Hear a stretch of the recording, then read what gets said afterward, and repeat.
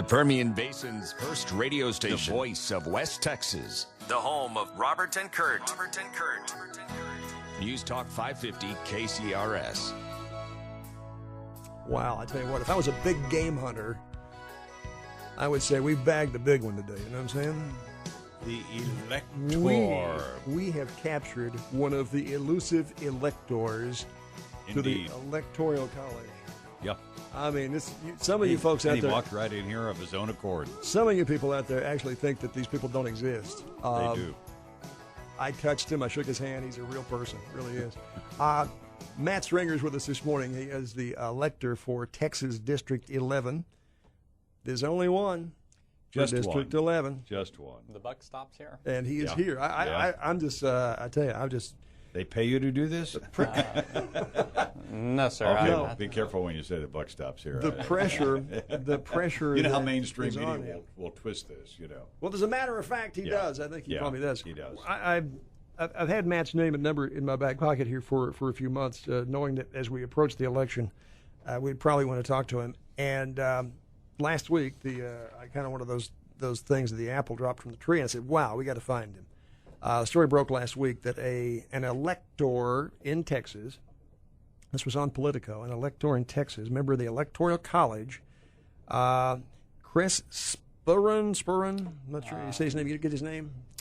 Never mind. He's Chris. Exactly. He's a firefighter down around, I think down somewhere in South Texas. Anyway, said that he probably would not vote for Donald Trump. Yeah. And so, actually, I was so impressed because I talked to Matt on Friday, and Matt, you actually talked to him, right? Yeah, actually, the morning that Politico article came out, my phone exploded with everybody wanting to know what the deal was. Mm-hmm. And so I hadn't seen it yet, so I looked it up really quick, and I read about it, and I was shocked. And I had actually talked to Chris via email earlier in the week about he was interested in coming and helping out in Republican districts that are challenged that need help block walking and things like that. So I had his contact information. So I called him up and visited with him. And kind of an interesting thing, this Politico article.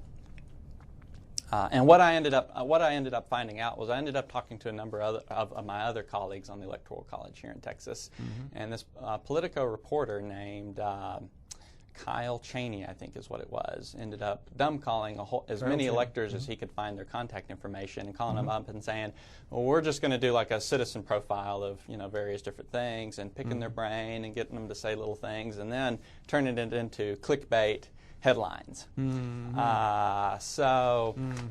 He took things that Chris said and totally twisted it. Got the photo of him wearing his first responder. Chris was a first responder to the 9/11 terrorist attacks. Wow. How did that happen?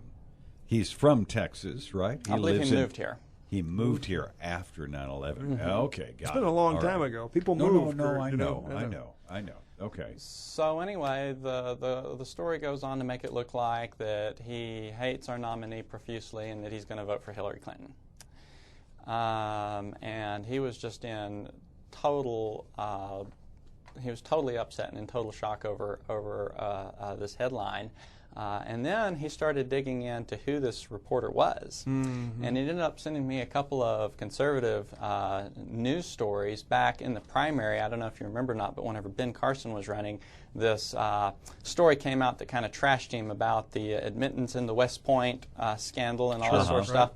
Totally fabricated by Mr. Cheney, it turns out. Really? And there's multiple news stories online about it. Matt, are you telling me they wouldn't print it if it wasn't true is not true? Are you telling me this is a blatant misrepresentation of the truth? What the media is doing is going around trying to get any kind of story that they can put it out to make it look like that there is not support behind the nominee, even if they have to totally fabricate it. Meanwhile, they're not mentioning the division within their own party, the Bernie supporters, who think she is the devil, and rightly so. that probably won't fall in line behind her. So there's a more truthful and interesting story to be told, and the national media, you can kind of see where they fall on this. So in your conversations with Chris, he basically said absolutely not true. He's voting for Trump. I think the only instance in which he would vote for her is if he was on a jury and it was for sending her to prison. And I would have to back that up if I was on the same jury. Wow. This is the scary part, because people read this and are influenced by it, and it's purely propaganda. It's really not news coverage. It's made up. It's fascinating when you actually get behind the scenes and find out the facts and know the people, and and it's important for somebody in my capacity, I think, to get out there and make it known. Now, Matt, just so everybody knows, kind of get a little bit of background too. Matt has been a delegate to the National Convention, I think, once, twice? One time? In 2012. Then the State Convention a couple of times. 3 times. 3 times. Representing Elector County. And so what the point is that we're talking to somebody here who's very involved in party politics, because you got to be you got to get in the party first of all. You got to be serious to the party, and a lot of folks are trying to dismantle the Republican Party way before it may be time. With whatever reason, but you got to be a party player, and you go to the convention, and actually you are elected by the delegates of the convention. Is that correct? Yes. The delegates from the 28 or 29 counties of Texas Congressional District 11 convene in caucus at the convention, and you campaign to them, and you face opponents, and you have to give speeches and talk about yourself and what you stand for and what you believe in and what your background is. And if those delegates elect you, then it goes to the floor of 6,000 to 9,000 delegates from all over the state of Texas. Actually, the Republican Party State Convention is the largest political gathering in the world. It dwarfs the National Convention. Really? Wow. And there I was voted and confirmed by the delegates on the floor, along with the entire Republican Electoral College slate for the state of Texas. Wow. So how many electors are there from the state of Texas? 38. 38. The Constitution provides that there shall be 1 elector for every representative and every senator, plus 3 for the District of Columbia. Wow. So 538 total. Wow. And so you've been to the state convention 3 times. This will be the 2nd time you've been to the national. No, he didn't go to the national. You didn't go to the national this year, did you? Not this year. Okay. I went in 2012. In 2012. Okay. And when you go, let's say they put you up in a nice hotel, they pay for your airfare, they give you spending money, right? Is that how this works? No, sir. Oh, it doesn't. Some people, local people in the party that are excited to have representation from our county and our area, sometimes they'll help you offset some of the expenses, your travel expenses, your hotel room, and that sort of thing. But none of that comes from the state party. Now, what your job really is, though, is, we have the election coming up on November 8th, and I'm guessing that you will go down like every other good citizen of the United States that's supposed to and vote in the election. Absolutely. And say, all right, I vote for so and so and so. But then you will go where, to Austin later? It's the state capitol in Austin. State capitol in Austin. And when is that? When is the Electoral College first meet for that? All of our responsibilities are carried out on December the 19th. Okay. Where we meet at the state capitol, usually the House of Representatives chambers. We're required to meet with the governor and typically the Secretary of State. Then they have 7 copies of the Electoral College ballots. Some are retained by the state of Texas. 1 is transmitted to the chief federal magistrate or judge for the Eastern District of Texas. 1 is sent to the National Archives to be kept on permanent public record, and another is immediately transmitted to the Vice President of the United States, and that is the one that will be read in joint session of Congress. Wow. Okay. Awesome. And it will say somewhere on there that Matt votes aye for Donald Trump. Amen. Is that where it's going to go? So, okay, let me ask you a question. Are the state we read an article, and now I'm beginning to wonder whether can we believe what this guy says. It's in this one. That 29 states bind their... No, 21 does not bind, and Texas is one of them that does not bind their electors. That's what it says. 21 bind and 29 do not? No. 29. Let me read the article. It was Yeah, right read here. it. I can explain it to you. Under Article 2, Section 1 of the Constitution that originally created the office of the presidency and provides for his election, it says that the state legislatures shall choose the manners for picking or appointing the electors. Under that, they have the authority to bind them, to regulate them, to see how they're chosen, whether by direct election or by appointment of the legislature. For example, whenever Colorado first became a state, before they could get election code put together, they ended up having to appoint their slate of electors. They won't do that anymore now because of the 14th Amendment. If the state legislature were to appoint the slate of electors, then you'd risk losing your representation in your House of Representatives seats in the next session. So the electors are pretty much required to be elected somehow. There is, of course, since the states have so much latitude, they can decide whether or not to bind them to the popular vote outcome, or and even provide criminal penalties for not voting for whatever the popular vote outcome is. I don't think there are enough unbound electors to meet the requisite 270 to actually elect somebody. But in the state of Texas, while they are unbound, and technically I can vote for, if I cast my ballot for anybody who's 35 years old, natural-born citizen, resident of the United States for 10 years, and technically... It's your chance, Kurt. He could vote for you. If you yes, if you it just is. bribe Yeah, him it's enough. binding. But we also take a pledge in the party, and we just don't hand those... The party just doesn't hand those seats out to anybody. It's an extremely...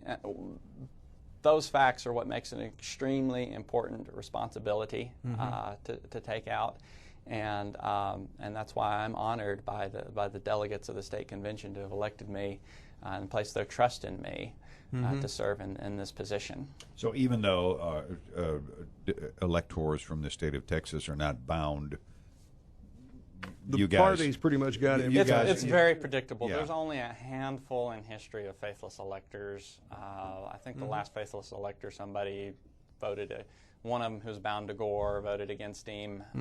Did we shoot him or hang him, or what did we do to him? Nobody knows. he never got asked again. Oh, that elector? He never Yeah. got asked again. Never got asked Do we again. split Yes. the electoral vote? Does the electoral vote represent the popular vote, or is it winner take all, state by state?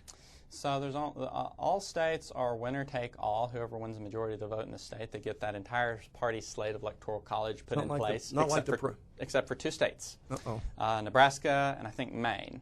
And the way that works is the winner of each congressional district gets that party's elector put into place, and then the winner of the statewide ballot gets the two that represent the U.S. senators put into place on those two states. Gotcha. We can't make anything easy, can we? Nothing's easy. Can we? Nothing's Yeah. easy. Nothing's easy. There's really good reasoning and logic that the Founding Fathers, I think, had behind that. Now, a lot of people make an argument against the Electoral College, and we've had people call here and go, the Electoral College, it doesn't mean anything, they're just stealing our vote.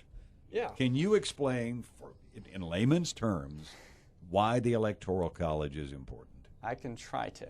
Okay. Since I've been elected, I've told a number of people that, I was the elector, and they'll say, well, that's great, but I don't think we really need you anymore. And one of the main reasons I get is, we have fancy highways now and cars and planes, and, it must be easier these days to carry out a popular election than it was back then. And so they see that it has become irrelevant at that point. But in the research that I have done on the Electoral College, that actually wasn't, I don't think, even one of the main things the Founding Fathers were taking into consideration by doing that. The reason that they put it up there was because that they were instituting a system of governance that was a representative republic. And Not a democracy. not a democracy. Democracy was a dirty word, and probably one of the best little sayings that I've been able to find on that is democracy can best be viewed as two wolves and a lamb voting on what's for dinner. As a matter of fact, under the Federalist number 10, James Madison, kind of went into some of the reasons, some of the main bulletin points that they were looking at whenever they the Constitutional Convention was creating the Electoral College system. And Basically, they wanted to prevent a centralization of power. They didn't want the president's power to expand to beyond the constitutional scope, what is the authority that is provided in the Constitution. Whenever you put it up there on direct democracy like that, voters, I think Madison said, an overbearing majority that is interested in using their vote to pursue their own interests at the cost of the minority's rights. Will use their vote to do so. And so they created a system of governments where your two branches of the legislature, the Senate was appointed by the states. The House of Representatives, the People's House, was elected from smaller districts, very short 2-year terms, controlled the power of the purse, which controlled the rest of the government. And then the president, who was kind of viewed as the chairman of the board, was elected or chosen by this kind of combination between the legislatures and the people. The legislatures would provide for the selection of the electors. If you are a elected official in the federal government or employed by the federal government, you're constitutionally prohibited from serving as an elector. So that ensures that general people from the state, little people, are going to be the ones who like you, Kurt, are going to be considered to be the electors. I'm just a 26-year-old guy that has a small family business and live here in Odessa. I'm not some politician's cousin millionaire behind a silk curtain, smoking a cigar and swirling a cognac. But I do have an expensive coffee.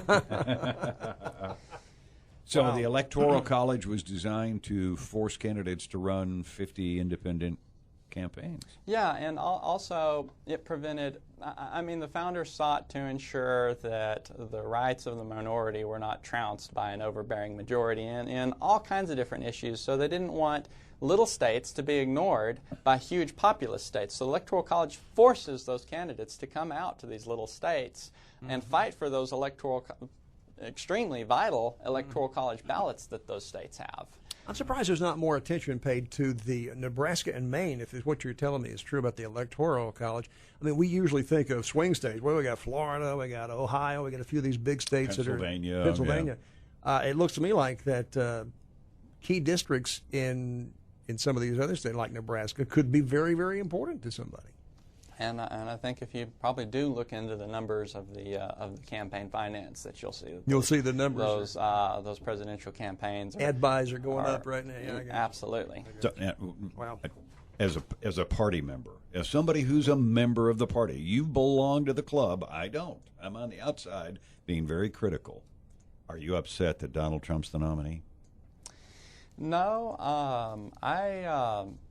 I'm excited that we have a true barracuda and a fighter going up against somebody that I can only best describe as an unconvicted felon on the November ballot.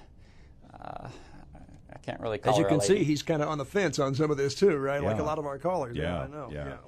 The national media would portray that the party's upset that Donald Trump got the nomination. Well, like we were talking about earlier, we just figured out why we perceive that the party is not behind the nominee. Yeah. But I think that's all smoke and mirrors. Is there anything about what you have chosen to do, and that is being an elector for this and running for this? Has anything been bad or particularly good? Can you point to one that, hey, this was great, I got to do this, or anything bad? Oh my gosh, now I'm on the radio having to talk to these two idiots. What do you got? This is my first time being on the radio and I guess TV. Channel 7 did interview me back earlier in the year after I was elected, so I guess second time being on the TV. Okay. But what I enjoy about it is I've always been a student of the Constitution, and talk about an incredible honor to get to serve on a college of electors, electoral system that our founding fathers instituted. Under Article 2, Section 1, the 12th Amendment, the 14th Amendment, the 20th Amendment. Only roughly 700 people or so have represented the state of Texas total since the inception of the Electoral College. I get to go around to the various Republican clubs and talk to people even within our party who are skeptical about it, and share them why I'm excited about it, and share the reasoning of our founding fathers, and make sure that that's not lost to this generation. Well, you said when we first set up the interview, said, I'd like to talk a little bit about the history of it, because, I mean, you're obviously a supporter of the idea of an electoral college. And like I say, we have a lot of callers and a lot of folks who just tend to think of the Electoral College as that mystical body out there that I go vote, but it doesn't really matter what I vote, because they're going to come in and they're going to just going to go do what Matt's going to go do. The little man can't, as Dave Ramsey says, the little man can't get ahead. Yeah. No, I don't know. I tell you what, I got so frustrated when I was scrolling through Facebook, and you see that really annoying guy, Adam Ruins Everything, and he's got a little deal on the Electoral College, and I almost wanted to throw the computer out the window. Oh no! Oh, no. And he peels back the silk curtain, and he's got the guys back there, smoking cigars, and it was so wrong, so wrong. And Matt, thanks for coming. I'm going to get Matt. We're going to get Matt back before he goes. We got to get Matt back before he goes. Make sure he stays on tower again here. Okay, thanks, Paul.